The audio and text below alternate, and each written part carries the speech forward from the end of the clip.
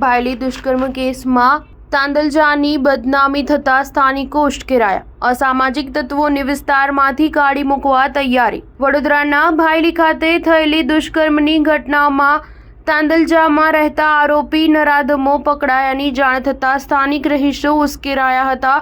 તાંદલજાના રહીશોના ટોળા આરોપીઓના ઘરે પહોંચ્યા હતા. જો કે આરોપીઓ પકડાઈ ગયા છે, જ્યારે તેના પરિવારના અન્ય ઘરની તાળા મારીને પોબારા ભણી ગયા છે. ગુનાખોરી કરનારા આવા અન્ય રાજ્યના આવા પરિવારોને તાંદલજા વિસ્તારમાંથી કાઢી મૂકવા આવ્યા હતા, પરંતુ ઘરે કોઈ મળ્યું જ નહીં.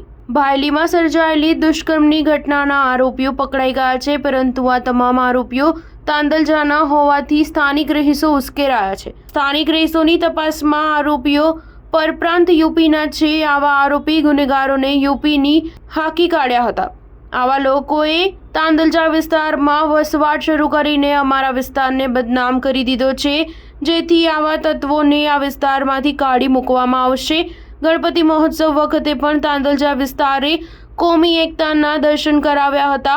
આમ શાંતિપ્રિય તાંદલજાની બદનામી સહન કર્યા વિના આવા અસામાજિક તત્વોને આ વિસ્તારમાંથી કાઢી મૂકવામાં આવશે. સ્ટાર ન્યૂઝ 7 હંમેશા સચ્ચાઈની સાથે.